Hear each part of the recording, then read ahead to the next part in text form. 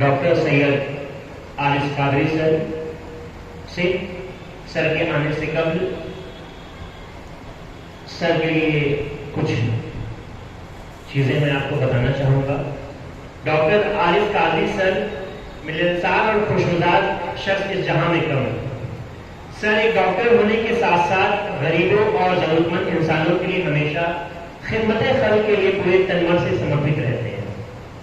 मैं और हमारी पूरी एमएसओ यूनिट खुद को खुशनसीब समझती है कि ऐसे लोगों का हम सभी को साथ मिला। डॉक्टर आरिफ सर इन्हीं अच्छे और सच्चे लोगों में से एक है। उनकी कौम के प्रति हमदर्दी खुद ब खुद उनके पेशे में झलकती है। सर ने जो इस उम्र में मुकाम हासिल किया है वो इस बात की बार बार गवाही देता है कि वो कितनी मेहनती और जुझारू है। सर का हंसमुख मिजाज और सरलता से हम ये सीखते हैं कि इस उपलब्धि होने के बावजूद एक इंसान कितना सरल और सहज हो सकता है। अगर सर की उपलब्धियों के बारे में हम आपको थोड़ा सा बताएं तो doctor Syed Arif Qadri sir director हैं प्रयागराज हॉस्पिटल के। इसके साथ साथ सर डायरेक्टर हैं global health care and diagnostic centre के। सर हेल्थ केयर फाउंडेशन के डायरेक्टर हैं, state president world humanity foundation के, फॉर्मर प्रेसिडेंट नीमा प्रयागराज के हैं। इसके साथ साथ last but not least farmer member central council of Indian medicine ministry of Ayush government of India के भी सर मेंबर रह चुके हैं। सर को बुलाने से कबल मैं दो लाइन से सर का इस्तकबाल करूंगा कि ये अलग बात है कि खामोश खड़े रहते हैं, ये अलग बात है कि खामोश खड़े रहते हैं, फिर भी जो लोग बड़े हैं वो बड़े रहते हैं। ऐसे ये दरवेशों से मिलता है सजरा इनका, जिनके कदमों में कई तख्तो ताज पड़े रहते हैं, जिनके कदमों में कई तख्तो ताज। एक बार जोरदार इस्तकबाल करिए सर का, जोरदार तालियों के साथ डॉक्टर आरिफ कादरी सर।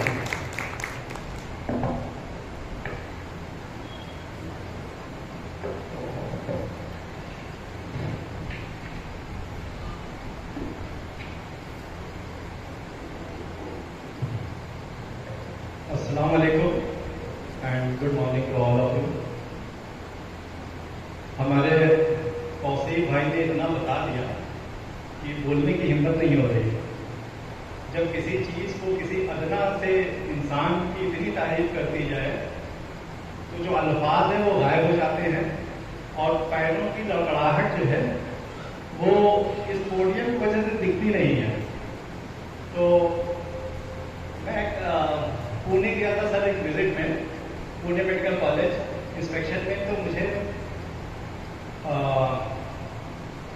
एक मीटिंग में बुला लिया गया। अब पुणे में जिस कॉलेज में मैं गया था वहाँ पे 29 प्रोफेशनल कोर्सेज एक कैंपस में चल रहे थे अंडर वन प्रेमिसेस।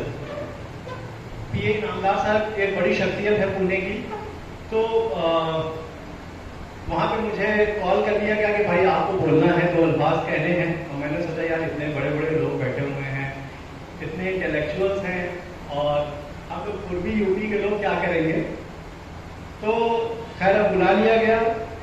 तो जब मैं स्टेज पे गया तो मुझे तब समझ में आया, जब मैं छोटा था तो मुझे पहले ये लगता था कि यार किसी एक सभा के लिए माइक की जरूरत होती है, लोगों की जरूरत होती है जो सुने, एक आदमी की जरूरत होती है जो बोले, इस पोडियम की क्या जरूरत होती है। लेकिन उस दिन ये समझ में आया कि हमारे जैसे नए स्पीकर के लिए इस पोडियम की जरूरत होती है कि सामने वाला हमारे पैरों की लड़खड़ाहट ना देखे। तो ये पोडियम बहुत अच्छा होता है क्योंकि ये समझ में आता है कि हमारी पैरों की लड़खड़ाहट जो है वो सामने वाला नहीं देख रहा है, अल्फाज जो है वो रुकते हैं फिर धीरे धीरे। तो कौशिक भाई ने इतना कह दिया है कि हमें तो नहीं लग रहा है कि मैं अपना जो हमें टॉपिक एहतशाम साहब ने दिया है हम उस पर कुछ बोल पाएंगे। और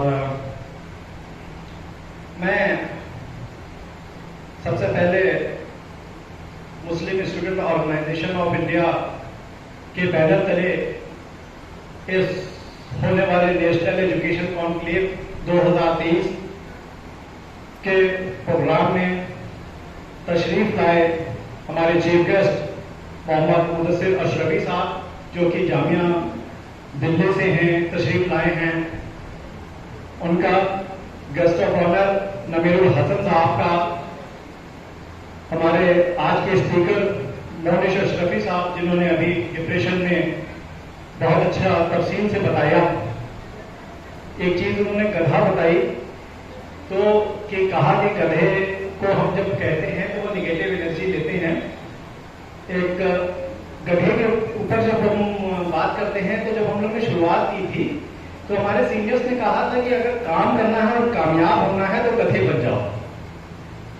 तो गधे को बड़ा डिग्रेड किया जाता है, लेकिन आप ये देखिए कि वो कितना वजन उठाता है और समाज में बहुत झुका हुआ रहता है।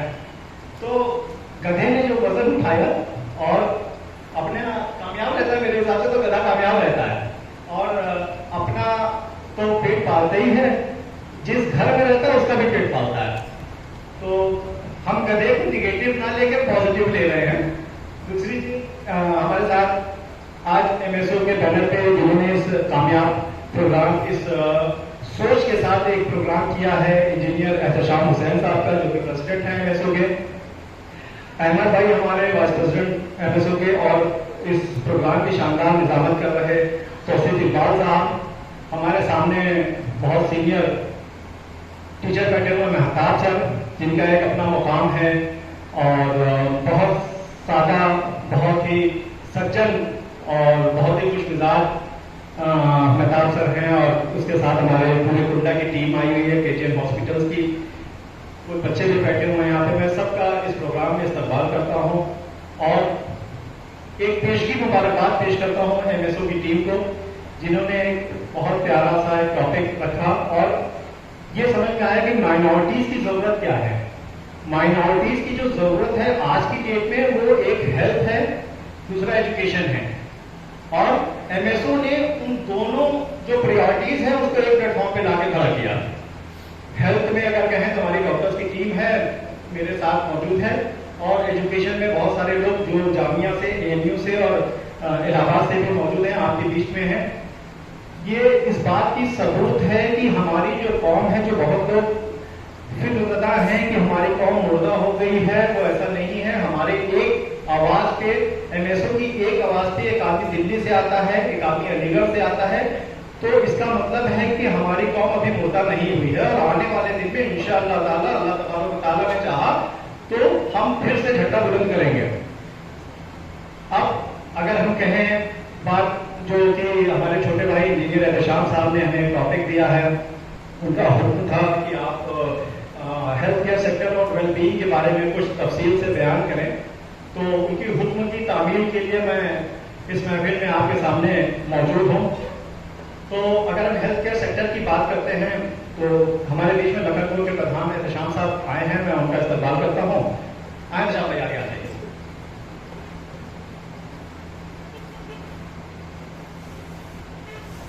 जब भाई आगे आ जाइए। एहतशाम साहब लखनपुर के प्रधान हैं और इतने सिंपल आदमी हैं कि डेंगू के टाइम में हमारा पूरा हॉस्पिटल भरा रहता था, और भाई आके सिर्फ चैम्बर में हमारे ये कहते थे कि डॉक्टर साहब अगर किसी के पास पैसा नहीं होगा तो उसे परेशान मत कीजिएगा, हम देख लेंगे। तो ये बहुत बड़ी बात होती है, और मतलब एक मरीज को देखने बहुत लोग आते हैं।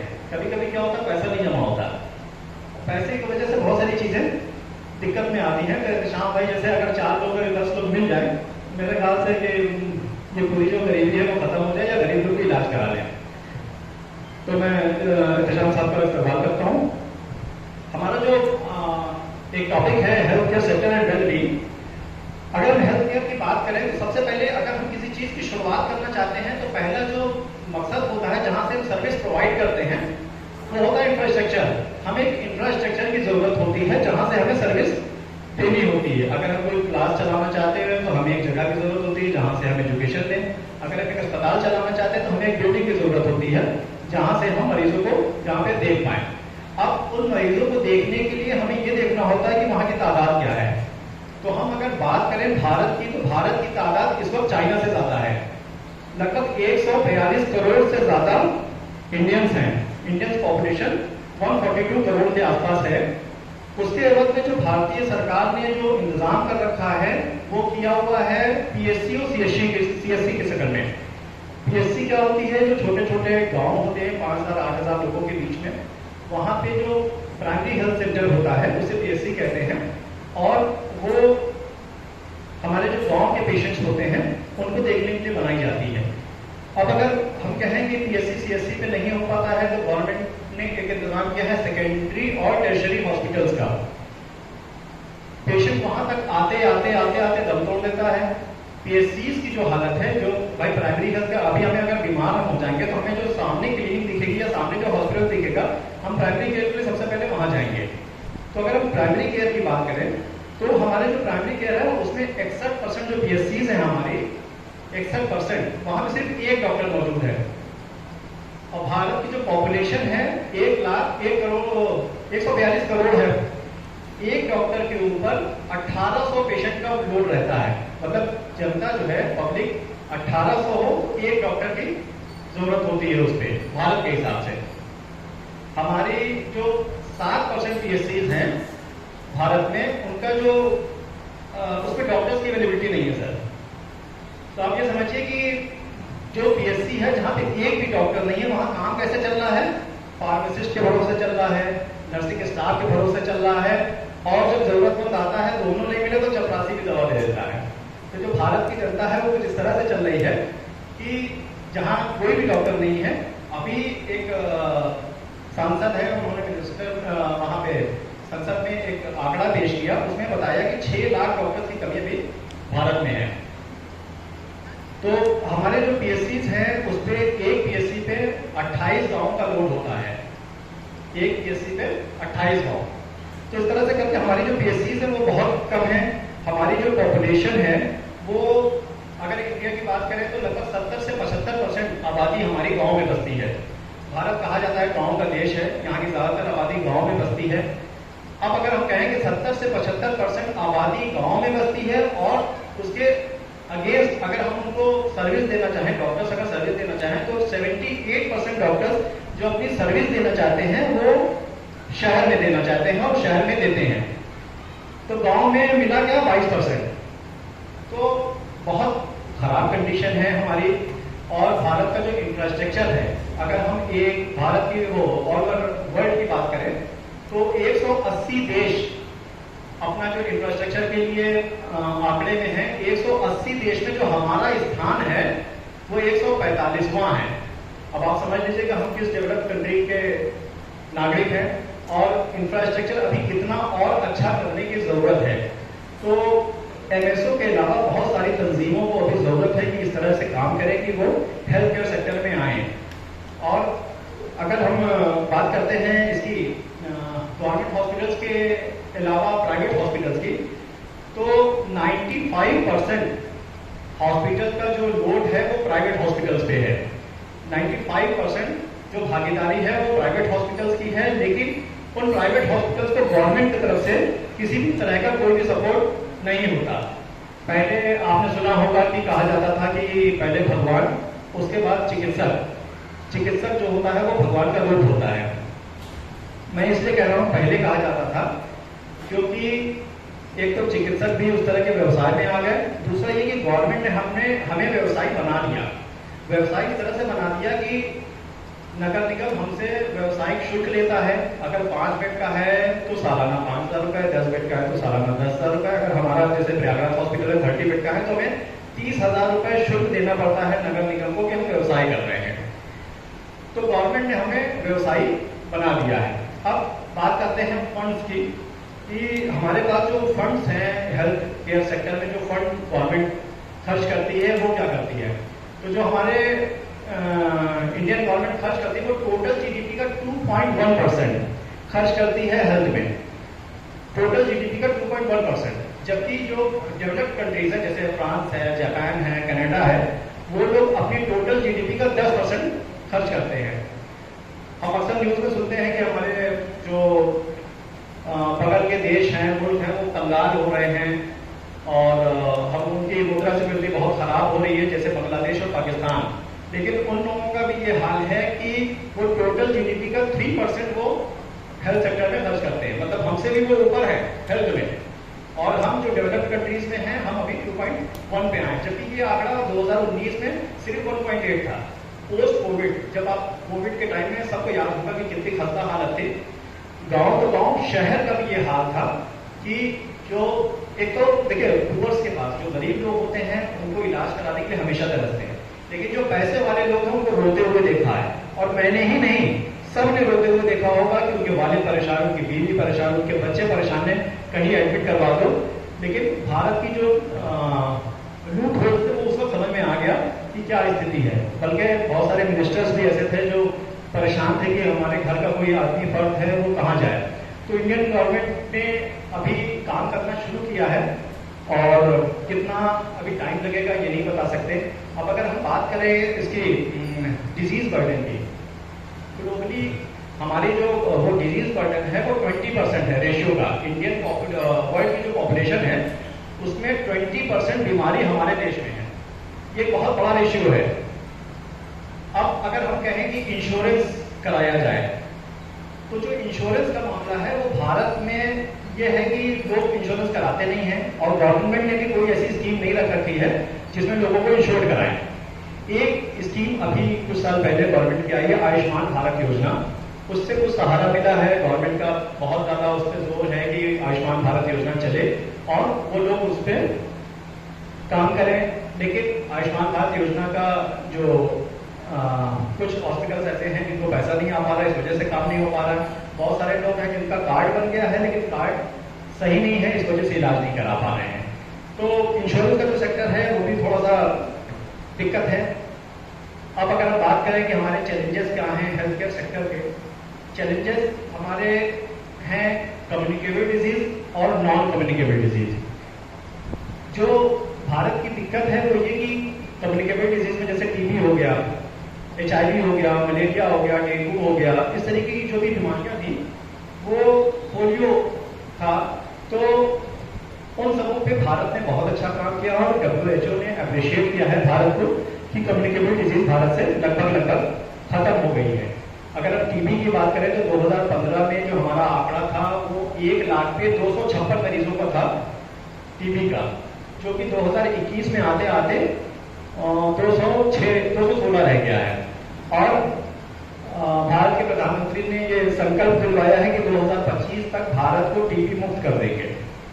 और इस काम के लिए भी सरकार तो जो कदम उठा ही रही है, उसके अलावा उन्होंने प्राइवेट हॉस्पिटल्स को, प्राइवेट डॉक्टर्स को, NGOs को बहुत ज्यादा मोटिवेट किया है और टीबी के पेशेंट्स को गोद लेने की बात की है। तो किसी के पास 5 मरीज है, किसी को 10 मरीज दिए गए हैं।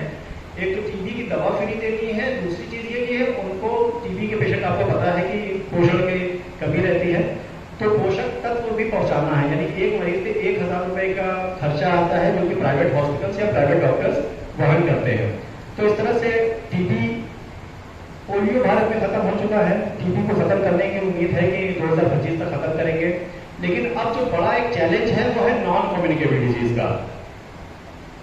नॉन कम्युनिकेबल डिजीज में क्या आती है, जैसे अभी आप देख रहे हैं कार्डियक पेशेंट, हम लोग खा रहे हैं junk food, fast food, cholesterol level बढ़ रहा है, उससे कार्डियक पेशेंट्स हमारे बढ़ रहे हैं, हाइपरटेंशन के पेशेंट बढ़ रहे हैं, डायबिटीज में डायबिटीज बहुत तेजी से हो रही है, शुगर के पेशेंट बहुत तेजी से बढ़ रहे हैं, COPD के पेशेंट बहुत ज्यादा बढ़ रहे हैं, रेस्पिरेटरी डिजीज के बहुत ज्यादा पेशेंट बढ़ रहे हैं। तो ये सारी चीजें जो हो रही है ये non communicable disease. Communicable disease में तो हमें वक्त मिलता था, नॉन कम्युनिकेबल डिजीज में वक्त भी नहीं मिलता है। कार्डियक इमरजेंसी अचानक आती है, अचानक मरीज चला जाता है और टाइम भी नहीं मिलता। अभी कल की बात है, एक पेशेंट बहुत मतलब बाइक से आया, भाई जानते होंगे खालिद भाई, तो परसों मामा आए हैं, बाइक से उतरे हैं, इमरजेंसी में गए हैं, और जब तक हम वहां पहुंचे हैं हमने देखा तब तक उनको कन्वर्जन आया और अरेस्ट हो गया। उनको CPR किया, वापस आया, तो फिर चूंकि हमारे पास वेंटिलेटर की व्यवस्था नहीं थी तो हमको शिफ्ट कराया, पेशेंट वेंटिलेटर पे चला गया, उसके बावजूद बच नहीं पाया और इंतकाल हो गया होगा। तो कार्डियक इमरजेंसी इस तरह से आती है कि वक्त नहीं मिलता। तो नॉन कम्युनिकेबल डिजीज का अगर हम बात करें तो बहुत तेजी से भारत में बढ़ रही है। आप देख रहे होंगे मोटापा इतना ज्यादा हो गया है कि मोटापे की वजह से बहुत सारी बीमारियां हो रही हैं, और मोटापा शहरों में छोड़िए गांव में भी बहुत ज्यादा लोग त्रस्त है। मोटापे से, और बहुत ज़्यादा मौतें जो हो रही हैं वो नॉन कम्युनिकेबल डिजीज से हो रही हैं। अब इसमें एजुकेशन की बात अगर हम करें तो जो हमारे पेरीफेरीज में या अर्बन एरियाज में, रूरल एरियाज में जो लोग रह रहे हैं, जो अनएजुकेटेड हैं, उनके जो ओल्ड एज पेशेंट्स हैं वो ज़्यादा सफ़र कर रहे हैं बनिस्बत एजुकेटेड पीपल्स के। तो जो शहरी क्षेत्र में हैं वो थोड़ा सा फिर भी कॉन्शियस होते हैं, गूगल करते हैं, नेट पे देखते हैं, हेल्थ कॉन्शियस रहते हैं। लेकिन जो हमारे गांव में बुजुर्ग रहते हैं वो इन सब चीज़ों से झुकते रहते हैं, तो ज़्यादातर दिक्कत उनको हो रही है। एक टाटा ट्रिप के हिसाब से जो 1990 में नॉन कम्युनिकेबल डिजीज का आंकड़ा था वो 38% था, जबकि वो 2016 में जाके 62% हो गया है। तो ये आंकड़ा 2021 और 22 का भी आया नहीं है। अगर वो 2021-22 का डाटा होगा तो ये मान के चलिए कि अब 70 से 72% पे हम आ गए होंगे। तो हमें जो वेल बीइंग के लिए सोचना है, एक तो इलाज होता है, इलाज तो दवा से होता है, लेकिन हम अगर कोशिश करें कि इलाज पहले गिजा से करें। जो हम लोग डाइट लेते हैं जैसे जंक फूड, फास्ट फूड, या फिर हम जैसे रात की डाइट ले रहे हैं, उस रात की डाइट लेने के बाद हम सो जाते हैं और या फिर मोबाइल चलाते रहते हैं। बहुत सारे लोगों के पास अब स्मार्टफोन है, तो ज्यादातर लोग क्या करते हैं, खाना खाए, खाना खा के बिस्तर पे गए, अपना मोबाइल चलाते रहे, 1-2 बजे सो गए, फिर उठ गए। ना नींद पूरी हो रही है, ना खाना पच रहा है। तो उस वजह से बहुत सारी डिजीज हो रही है। तो हमें अपने लाइफ स्टाइल चेंज करना है। लाइफ स्टाइल की वजह से जो डिसऑर्डर हो रहे हैं वो हमें सही हम कैसे करेंगे, अपनी ग़िज़ा को, यानी इलाज जो ग़िज़ा के साथ हम उसको सही करेंगे। अगर ग़िज़ा के बाद जो जरूरत होती है वो तदाबीर की होती है। जो तदाबीर अख्तियार करना है वो तदाबीर ये अख्तियार करना है कि रात के खाना खाने के बाद टहलना है, हमें इस तरह के फ्रूट्स नहीं लेना है जो हमें हमारी सेहत को नुकसानदेह हो। उसके बाद नंबर आता है दवा का। तो अगर दवा ग़िज़ा से काम नहीं चल रहा है, तदाबीर से काम नहीं चल रहा है, तब आप दवा की इस्तेमाल करें। तो हमें सेहतमंद रखने के लिए जो ज़रूरत है वो है तदाबीर इख्तियार करने की, और बहुत सारी चीज़ों से हमें परहेज करना है, बहुत सारे फूड से हमें परहेज करना है। और मैं इन सब बातों के साथ आप लोगों का बहुत शुक्रिया अदा करूंगा कि हमारी बातों को आपने बहुत सुकून से, बहुत इत्मीनान से सुना। और मैं फिर से एक बार MSO की टीम को बेशकी मुबारकबाद पेश करता हूँ जिन्होंने इस तरह के प्रोग्राम के लिए करेली को चुना, हम लोगों को चुना। बहुत शुक्रिया। अस्सलाम वालेकुम।